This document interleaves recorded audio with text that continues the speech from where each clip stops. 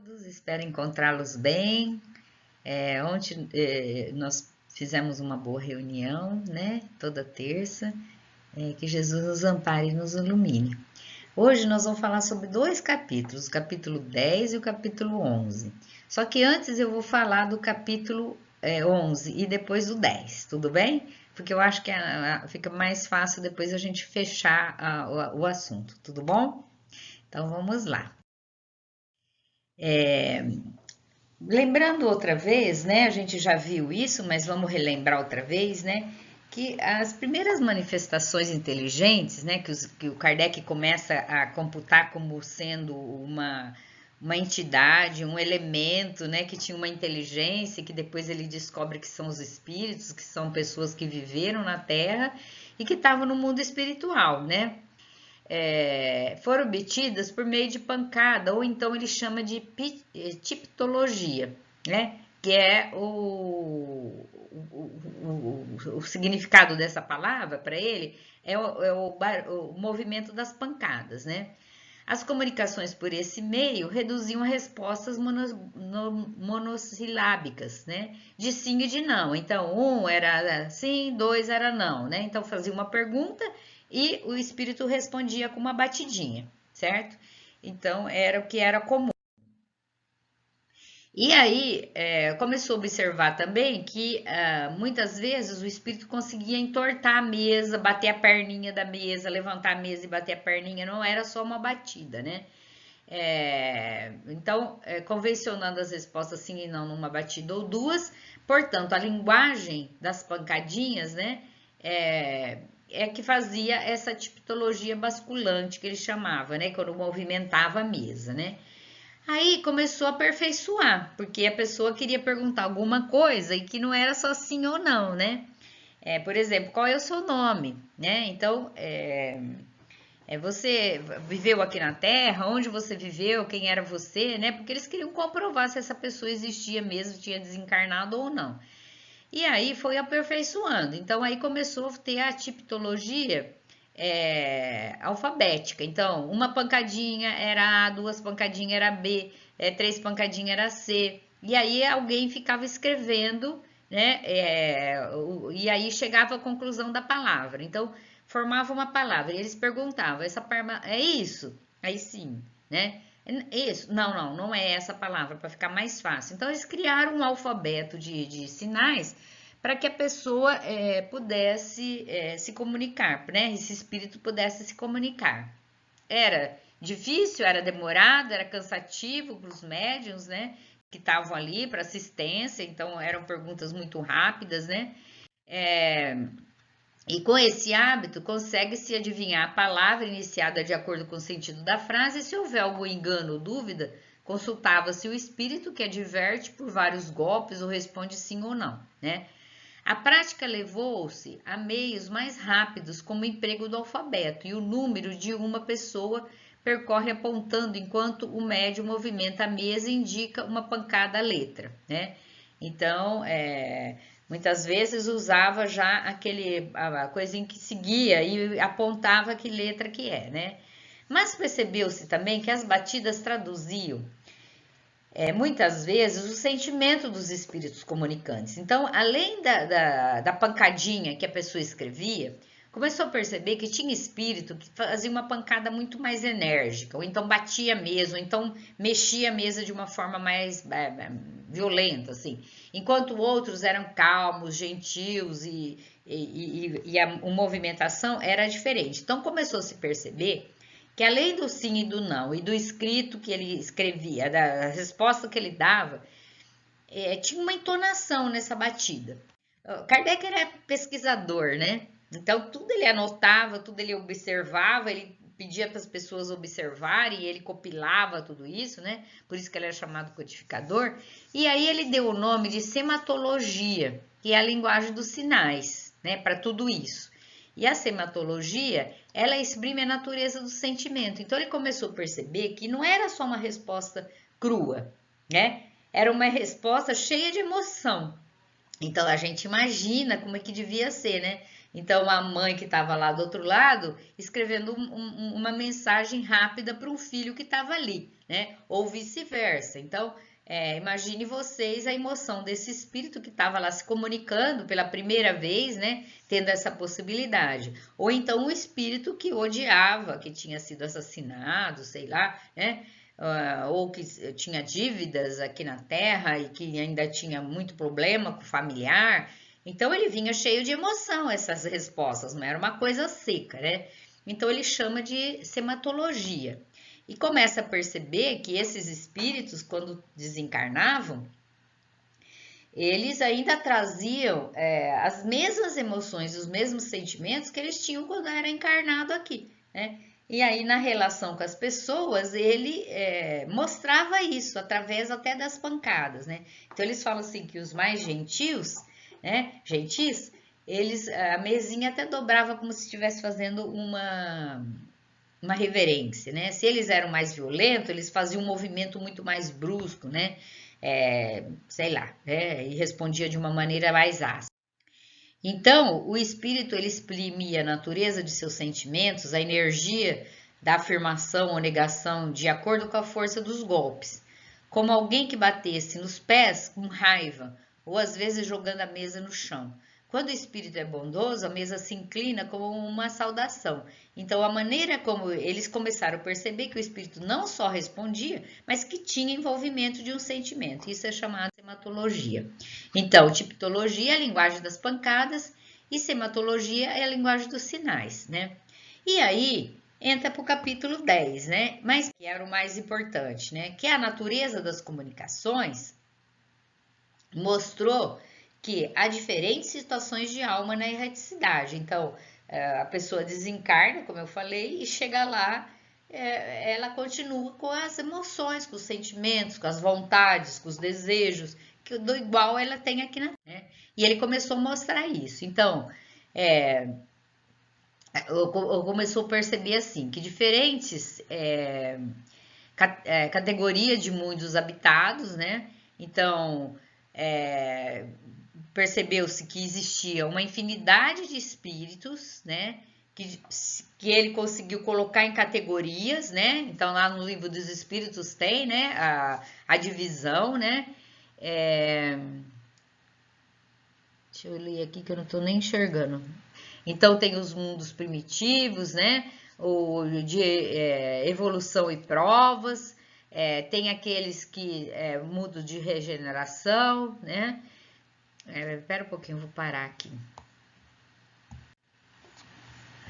Então, pela natureza das comunicações, o Kardec classificou que existem diferentes categorias dos mundos habitados, né?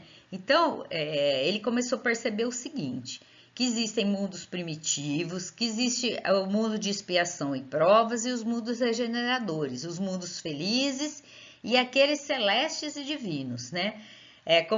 Como Jesus falou, há muitas moradas na casa do meu Pai. Ele começou a perceber que a presença desses espíritos que contavam o que estava acontecendo lá no mundo espiritual, né? Onde eles habitavam, o que eles faziam, eram mundos diferentes, né? Então tinha espíritos muito primitivos, né? Tinha espíritos que habitavam mundos felizes. Isso daí lá no livro dos Espíritos ele narra muito bem tudo isso e a gente já estudou esses capítulos, né? Então mostrando assim que dependendo da categoria do local que esse espírito habita, né? Ele é um espírito mais evoluído ou menos evoluído.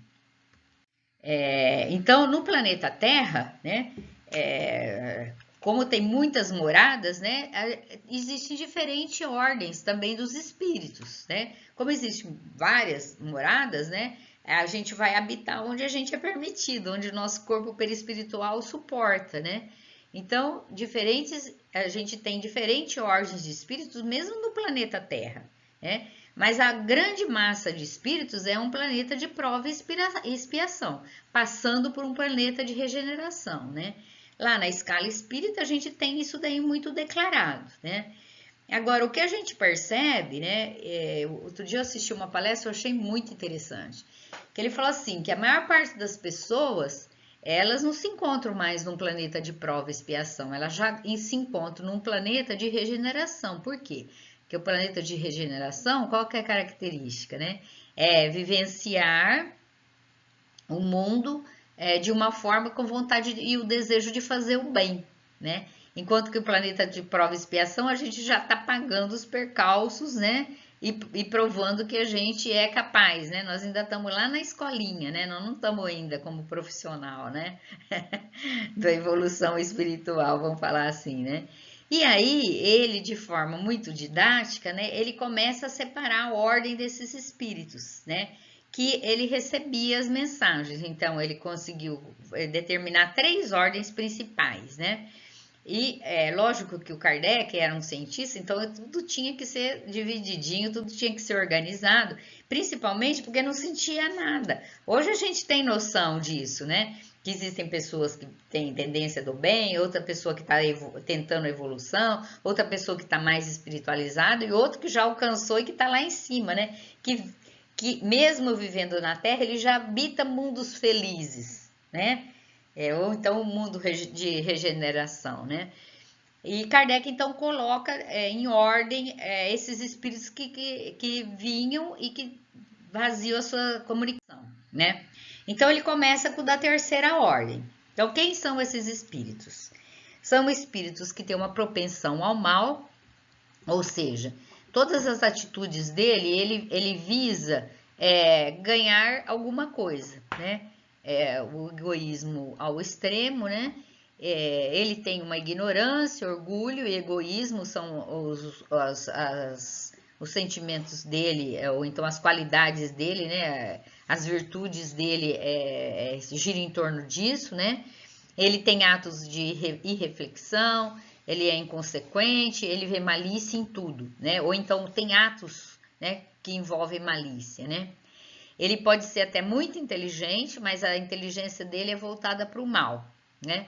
Ele tem conhecimento do mundo espiritual de uma forma muito limitada. Então, quando eles perguntam, onde você está? Então, ele não consegue ver além daquele ambiente que ele se encontra, né? Seu caráter se revela pela sua linguagem. Então, é uma linguagem mais chula, é uma linguagem que determina mais a condição dele de inferioridade, de pouco conhecimento, né? Então, tem vários exemplos nos livros, né? De espíritos de terceira ordem. Muitos deles, eles vivem clausurados dentro de si mesmo, né?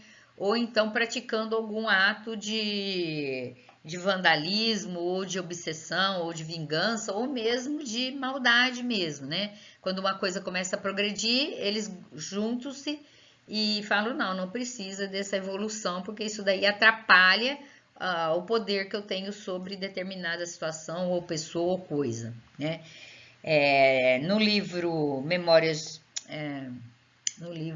Nos Bastidores da Obsessão, do Manuel Filomeno de Miranda, a gente tem um exemplo dessas falanges de espíritos, né, que muito inteligentes, mas voltados para o mal, em que eles pegam esses espíritos de terceira ordem, né, que tem essa propensão, que não liga para a família, não tem sentimentos evoluídos, e fazem uma congregação, né? Eles fazem uma cidade, né? Realmente é uma cidade. E essa cidade, eles visam uma determinada coisa, né? Quem leu aquele livro Aconteceu na Casa Espírita, não sei se vocês leram, mas vale a pena ler, né? Uma falange de espíritos em que eles tentam chegar nos centros espíritas, eles escolhem os centros e determinam o mal. E aí começam a atingir cada pessoa do centro. Todos os trabalhadores eles vão envolvendo, eles fazem um mapeamento do que a gente tem de inferioridade e estimulam isso em nós, né? Então, ele fez trair a esposa, fez a separação, o outro, ele desenvolveu maior quantidade de orgulho de um fato que ele tinha feito, o outro, e foi cada um foi se afastando do centro, e aí ele conseguia destruir a casa e a casa fechava, né? Então, são espíritos que têm uma certa inteligência realmente, né? Ele sabe coordenar, ele sabe planejar, né? Mas que tem essa propensão ao mal, né? E aí o Kardec não fica nisso, né? Ele, como ele gosta de determinar as coisas, né? Principalmente porque estava no começo, ele coloca da terceira ordem as classes. Então são aqueles impuros, que são inclinados ao mal e fazem dele objeto de suas preocupações, né? A gente conhece na Terra gente assim, né? Que pensa mais em fazer a maldade do que o bem, né? Só pensa nisso. Os levianos, que são os ignorantes, né? Maliciosos, inconsequentes e zombateiros. Nas comunicações, sua linguagem é engraçada e sem conteúdo, então ele não tem respeito por nada, ele tudo é na brincadeira, né? Quando ele se manifesta desse jeito que ele se manifesta. Os pseudo-sábios querem saber mais do que realmente sabem, então ele vem com uma empáfia e fala coisas difíceis, e fala frases complicadas, e quando você pega o conteúdo e analisa mesmo, você fala assim, mas não tem tanto conteúdo do jeito que ele se expressou, né? Aqueles neutros, conforme a oportunidade, fazem o bem ou fazem o mal, né? Então, esses são aqueles que, quando doutrinados, eles falam, nossa, então eu quero ajudar assim, e aí se transforma, né? Os batedores e perturbadores podem ser de todas as classes, né? Manifestam sua presença através de pancadas, movimentos, né? Então, na mediunidade, eles querem levantar um médium, eles querem promover batida na mesa, né? Então, o doutrinador e o próprio médium limita seus movimentos, né? E aí vem os de segunda ordem, ou então os espíritos, os bons espíritos. A predominância do espírito é sobre a matéria, né? Então ele já consegue ter coisas mais elevadas, ele pensa no bem, né? Ele tem o desejo de fazer o bem, né? Então ele tem o desejo de ajudar, ele tem o desejo de se dispor, né? Ele tem alguma ciência, né? Ele tem alguma sabedoria, ele traz uma bondade no coração. E as classes já são de espíritos benevolentes, espíritos sábios, de sabedoria, né? E espíritos superiores. Então, são aqueles espíritos que já têm uma elevação, né? E que a vida deles é em torno de ajuda mesmo, né? De querer que as pessoas evoluam, né? E não é só as pessoas, as coisas, né? Tem muitos espíritos bons reencarnados hoje e que fazem uma evolução no sistema do planeta Terra, né? Então, cuida da ecologia, cuida da tecnologia, cuida do ensino, cuida da saúde, cuida até do transporte, da meios de locomoção. Então, a gente vê pessoas que o intuito é de estar voltado assim pelo bem-estar daquela população e daquela comunidade que ele vive, né? São muitos espíritos hoje assim, né? Eu estava essa semana, recebi no WhatsApp uma mensagem que o Sabin doou o conhecimento da vacina Sabin, né? Que cura a poliomielite, para que todas as crianças do mundo recebessem essa vacina, né? E não adoecessem, né? E aí uma das pessoas fala para ele, mas cobra isso, né? A patente da sua vacina, né? Ele ficaria bilionário, né? Porque o mundo inteiro usou a vacina Sabin, né?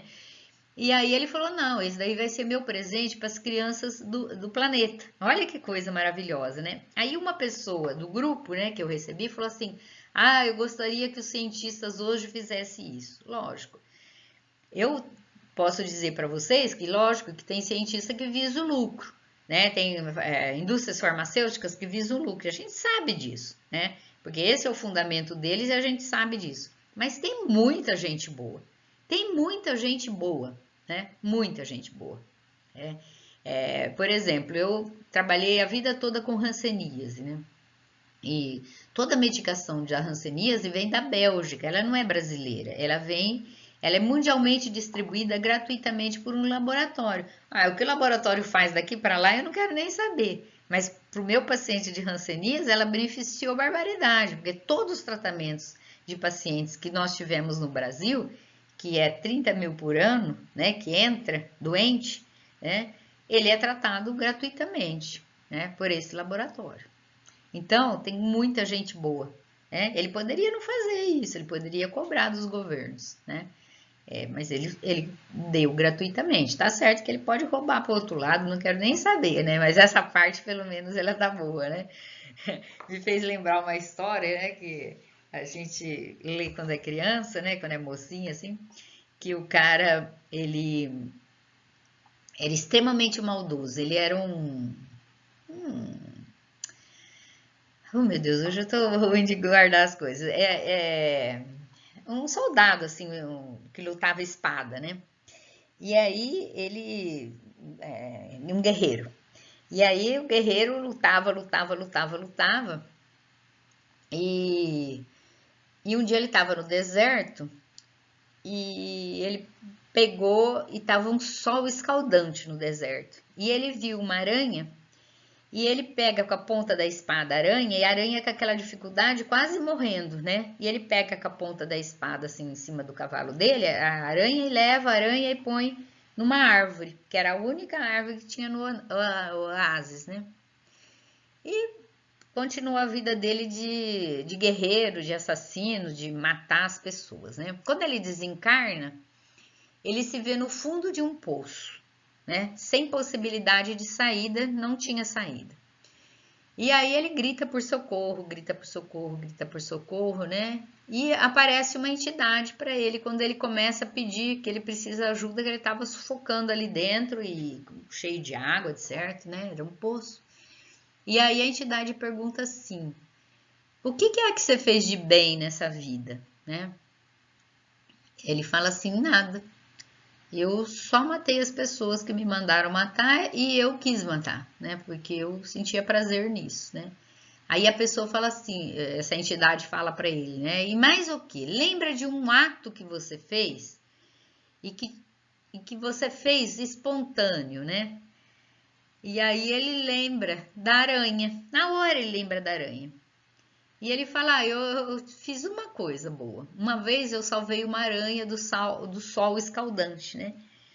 E aí a entidade fala assim: então presta atenção. E ele começa a olhar lá na ponta de onde ele estava, né? Ele estava lá no fundo. Ele começa a olhar que vem uma aranha. E essa aranha ela vai tecendo uma teia, né? E essa teia chega até perto dele, a aranha, e ele consegue se agarrar nessa teia e escalar e sair do buraco, né? Então era o bem que na cabeça dele, né? Ele consegue sair daquele mundo que ele se criou para si mesmo, né? Então veja o que é o bem na vida da gente, né? Ele nos tira das dificuldades em que a gente se encontra, né? Porque a própria consciência da gente sabe o que é bom e o que é ruim para nós mesmos, né? Então, voltando aqui, né? Eu divago um pouco, mas voltando aqui. Então, quem são esses bons espíritos, né? Eles têm uma escala, né? Então, tem aqueles que são benevolentes. Então, é uma predominância do bem, né? Ele já não vive mais em função das coisas da terra. É lógico que ele precisa das coisas da terra para viver, né? Nós precisamos de transporte, nós precisamos do trabalho, nós precisamos do alimento, senão a gente para de viver, né? Não é isso o objetivo, mas é o apego que se dá ao valor das coisas, né? É isso daí que faz a diferença, né? Além disso, é o desejo do bem, é o desejo da evolução das coisas, é o desejo que o nosso funcionário viva melhor, que a família dele tenha recursos, né? Ele tem mais ciência, então ele se envolve mais com as coisas do bem, né? Ele faz pesquisas em que ele descobre coisas em que favoreça a humanidade, né? E assim vai, né?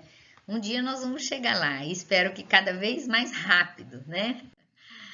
E vem os espíritos da primeira ordem, né? Que são os espíritos puros, né? Eles já não sofrem mais a influência da matéria, ou seja, né? Eles não têm a necessidade da matéria como nós temos, por exemplo, alimentação, né? Por exemplo, meio de transporte, né? Eles se transportam através do pensamento, né? Eles têm uma superioridade moral, intelectual e absoluta em relação aos espíritos das outras ordens. Então, eles eles conseguem já trabalhar no nível de entendimento espiritual que a gente nem dá conta de entender muito bem como é que é isso, né? Porque o Emmanuel fala assim que nós, em relação à espiritualidade, nós somos crianças engatinhando, né? Então nós estamos assim, ó, pequenininho ainda, né? Então para entender o que são esses espíritos, né?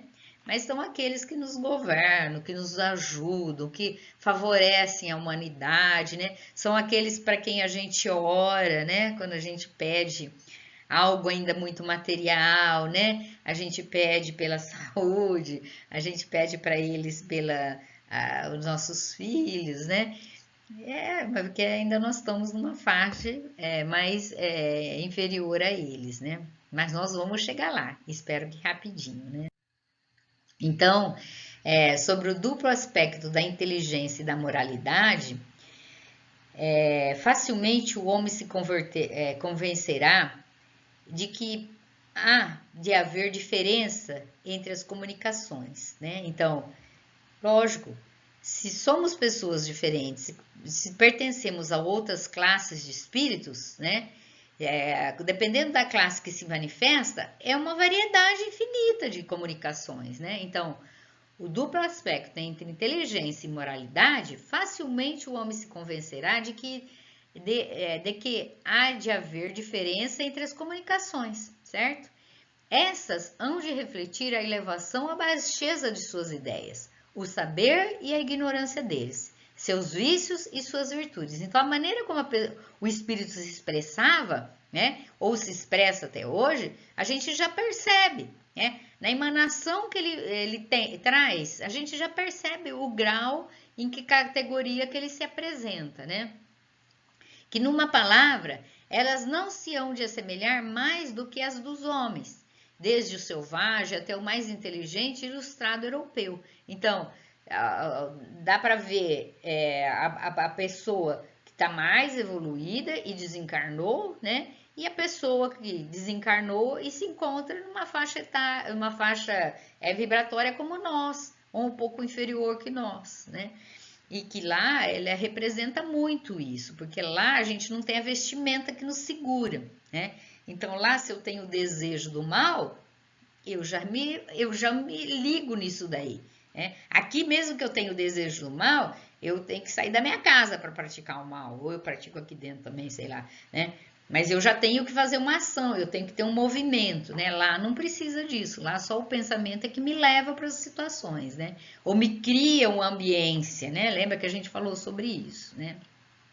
Então, vou falar para vocês que tem muita diferença o espírito quando ele é inferiorizado, quando ele vem cheio de ideias de vingança, né?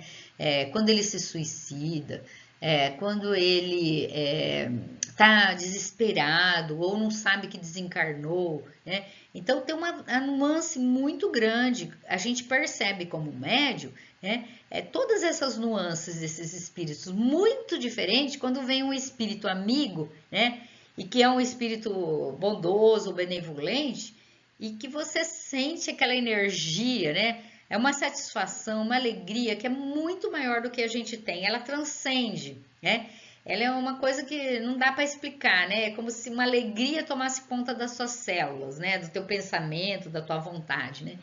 Eu me lembro uma vez que, eu não sei se eu contei isso daí para vocês, que uma entidade, né? Nós estávamos na reunião mediúnica com o seu Rubens de Campos, que saudades do seu Rubens. E aí ele falou assim, Vânia, deixa essa entidade, estava no final da reunião, deixa ela incorporar que ela quer falar, né? E, nossa, a entidade, era como se eu tivesse debaixo de eu imaginei assim, né? Tem aqueles desenhos animados que solta o saco de farinha em cima, de tanta luz que caía, né? Em cima, assim. E aí eu comecei a sentir o envolvimento dessa entidade que devia ser um espírito protetor, assim, do grupo, né? Não sei. E aí, aquela alegria, aquela coisa que não dá para explicar, né? E aí a entidade, ela tem um pensamento muito rápido e acelerado, né? E eu comecei a falar o que ela desejava na minha concepção, que era isso mesmo, porque era uma coisa muito diferente, né? E aí eu comecei a fazer a prece, era a prece final, né? Envolvida por essa entidade, assim, nossa, né? Uma coisa maravilhosa, né? Um bem-estar, assim, que a gente não tem no nosso dia a dia, né? É como se você estivesse se desprendendo, né? Da matéria. E aí ela começou a falar, né? E eu não conseguia, de tanta emoção, eu não conseguia, né? De tanta emoção. Aí eu virei assim pro seu Rubens, que ele estava bem do meu lado, né? E eu falei assim: ai, seu Rubens, eu não tô dando conta. Até depois, né? Toda vez que ele encontrava comigo, né? Ou que tinha uma reunião, ou que a gente estava junto, ele: ó, faz favor, né? Agora você tem que dar conta, né? E ficou uma gozação na nossa sala mediúnica, né? Porque toda hora a gente falava: ai, eu não dei conta, né? Era uma frase que acabou pegando, né? Mas e aí dá para você sentir bem a diferença, o que é um espírito superior e o que é um espírito inferior, né? Numa comunicação mediúnica, né? Então, dentro dessas naturezas, dessas comunicações, a gente tem aquelas que são grosseiras, né? Que chocam o decoro, que provém de espíritos impuros, viciosos e grosseiros. Tem as comunicações triviais, né? Que é aquela que ele vem e não tem muita substância ali, né? Ignóbeis, obscenas, insolentes, arrogantes, malévolas e mesmo ímpias, né?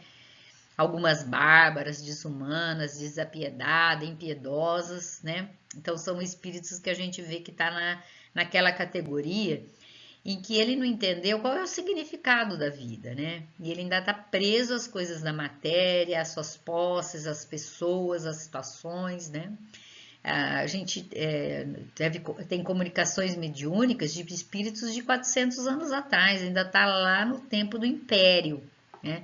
Preso ainda, sem conseguir se desvencilhar, né? Então é um sofrimento para ele, ele não percebe que é um sofrimento, né?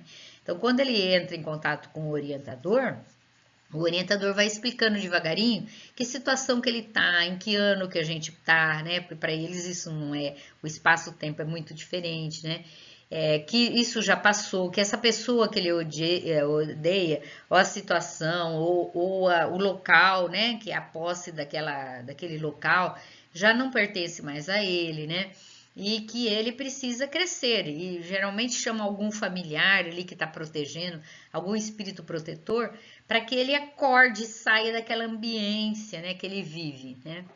Aí tem as manifestações que são frívolas, então são espíritos levianos, zombanteiros, brincalhões, mais maliciosos do que maus, né? Nenhuma importância dão ao que dizem, agrada a certas pessoas com quem se divertem, muito se fala sem nada dizer e sempre aproveitam a oportunidade para se intrometerem, né? Então, nas reuniões mediúnicas, esses espíritos, hoje, né, eles são logo desmascarados e se conversam, se orientam, então eles são encaminhados, né, sem muito problema, né. Mas muitas vezes eles vivem naquele ambiente deles, né, de frivolidade ou de desejos, né, então tem que ser acordado para a realidade, né. E tem aquelas comunicações que são sérias, são poderosas quanto ao assunto e elevadas quanto à forma, são objetivas, têm um fim útil, ainda que de caráter pessoal. Nem todos são esclarecidos, por isso devemos submeter de contínuo as comunicações ao crivo da razão e da mais rigorosa lógica. Então, apesar dele ser sério, muitas vezes eles não têm muito conhecimento do mundo espiritual, eles não têm muito conhecimento do que eles estão da vivência deles ali no mundo espiritual, né? Então são espíritos sérios, mas que nem sempre conhecem as coisas, né? Então tem que ter cuidado, porque a gente está cansado de ver pessoas que vêm ao centro, por exemplo, e falam: olha, eu fui numa reunião e na reunião o espírito falou isso, isso, isso. Então muitas coisas são reais, né? Mas tem coisas que não se fala, né? Então tem que ter cuidado. Então são espíritos sérios, mas que não tem, a gente tem que ter um pouco de raciocínio sobre aquilo que eles escrevem ou falam, né? E as comunicações instrutivas, que o principal objetivo são ensinos sobre ciência, moral, filosofia, etc, né? mais ou menos profunda, depender do grau de evolução e de desmaterialização desses espíritos. Então, são espíritos que vêm, que estão comunicações sérias, né, bem instrutivas e que são aproveitadas, né? Lógico que uma reunião mediúnica, a gente tem mais espíritos grosseiros, frívolos, né? Que são a necessidade, né? Numa reunião em que precisa de receber instrução, por exemplo, né? Então aí vem esses espíritos que nos orientam, que nos dão dicas, né? De que coisa a gente pode fazer. Normalmente, eu acredito que essas reuniões, pelo menos em alguns centros que eu já vi, né, são feitas no mundo espiritual, né, no desdobramento do sono. Bom, então, são variados os meios de comunicação, né? Os espíritos podem atuar sobre os nossos órgãos e sentidos, sobre a visão, a audição, o tato e o olfato, né? Isso daí é uma coisa que, ao desenvolver a mediunidade, você percebe, né? A ligação que esse espírito faz em determinado chakra, dependendo da evolução dele, e atingindo os órgãos, dependendo da capacidade que o médium tem.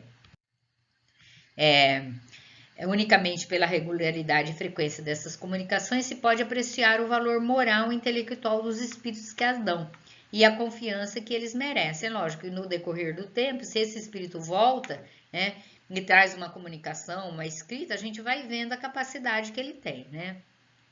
Para julgar os homens se necessita de experiência. Muito mais ainda é esta necessária para julgar os espíritos, é lógico, né?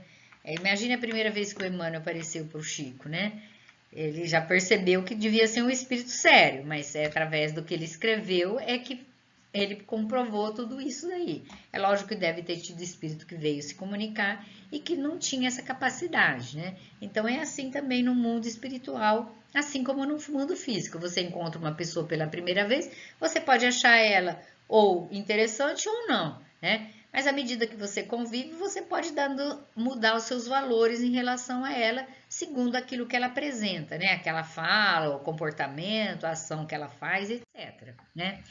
E aí, eu achei assim, esse capítulo eu achei sensacional para a gente trazer um pouco para a nossa vida. Não só pretender a comunicação dos espíritos, né?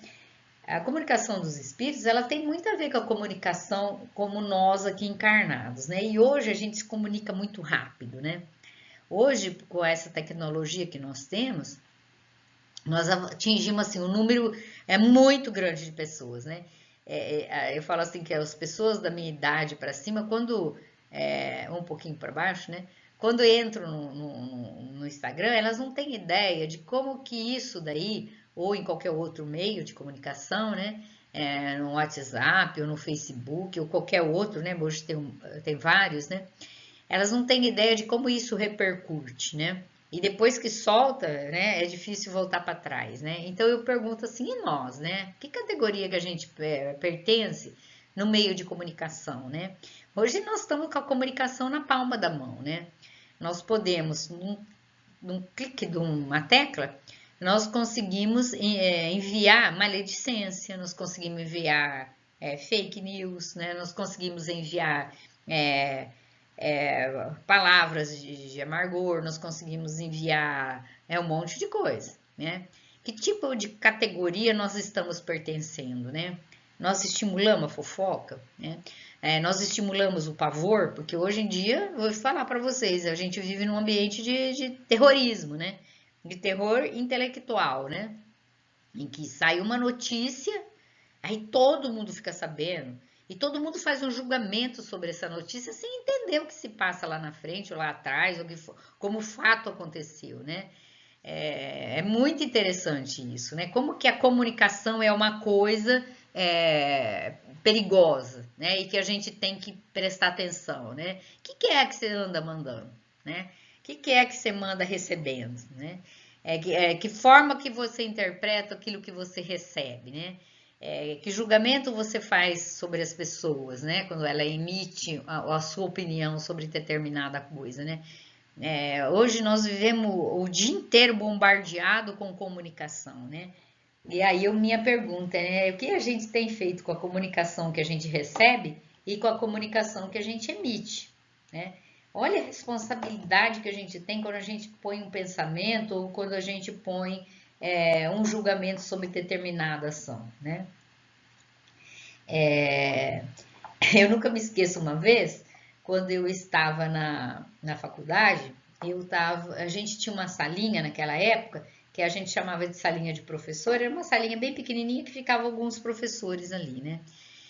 E na frente da faculdade tinha um banco. Eu nem sei que banco que era, se era Santander, não lembro que banco que era. E o banco abria 11 horas. E antes de abrir o banco, os funcionários que estavam na hora do almoço, eles faziam uma fila na porta do banco. E foi um fato muito, assim, terrível, mas ao mesmo tempo foi, no fim, vira irônico, né? E entrou 2 assaltantes. Olha só. Eles entraram com o revólver na mão, entrando no meio da fila, foram andando assim no meio da fila. E o povo, quando viu o revólver, saiu todo gritando. Só que o banco ainda estava com a porta fechada. Então ele chegou, quer dizer, ele não tinha feito um planejamento muito bom do assalto, né? O bandido chegou, né? E a porta trancada, ele bateu assim na porta, mas lógico que ninguém abriu a porta, ele não conseguiu arrombar a porta e o pessoal que estava na fila saiu todo mundo gritando e saiu correndo, né? Quando viu o cara com a arma. Aí ele pegou uma pessoa que estava primeiro na fila e saiu e foi lá para a rua. Pegou um carro lá e coitado da pessoa, caiu no chão, tudo, e a gente até socorreu essa pessoa, pois nessa salinha que eu tô falando, que era onde eu estava, né? E o outro saiu correndo e foi embora ali pelo fundo do hospital de base. Bom, uma cena terrível, foi uma gritaria, todo mundo assustado, tal, papapá. Mas graças a Deus não aconteceu nada. O banco não foi assaltado, o rapaz que foi levado assim sobre prevenção para ele, né? O bandido subiu num carro e foi embora. E ele ficou ali na calçada caído, mas não machucou, não fez nada. Bom, daí não sei quantos, meia hora depois, né, que a gente acalmou o indivíduo, eu entrei no hospital. Então chegou lá no hospital, uma pessoa estava falando assim no elevador: ó, teve um assalto no banco, né? Aí a pessoa falou: nossa, levaram muita coisa? Aí eu acho que levaram. No segundo andar entrou outra pessoa e falou assim: gente, vocês estão sabendo que assaltaram o banco? Levaram todo o pagamento dos funcionários. No quarto andar, eles falaram: olha, assaltaram o banco, eu não sei se morreu alguém, mas levaram o dinheiro dos funcionários e levaram tudo que tinha no banco. Eu falei: eu vou descer aqui, porque quando chegar lá no 7º andar, o negócio tá feio, né? Então, olha o julgamento sem a gente saber. Então, a gente passa informação que a gente desconhece, né? Cuidado com as nossas comunicações, porque nós vamos ser espíritos no mundo espiritual, livres da matéria e presos ao nosso pensamento, às nossas intenções, às nossas vontades, né? E talvez a gente não tenha uma aranhinha que venha nos salvar com a sua teia, né? Porque a gente divulgou coisas desnecessárias, fúteis, inúteis, né? Incoerentes, né? Então, cuidado com o que a gente está fazendo, né? Hoje tem tanta facilidade, ninguém está sabendo o que a gente está fazendo, é tudo, né? As mensagens, ninguém sabe quem que foi que mandou, né? Mas a gente sabe dentro da nossa consciência, né? Então, todo cuidado é pouco, né? Então, quero agradecer mais uma vez a presença de vocês e que Jesus nos abençoe e nos guarde sempre. Que assim seja.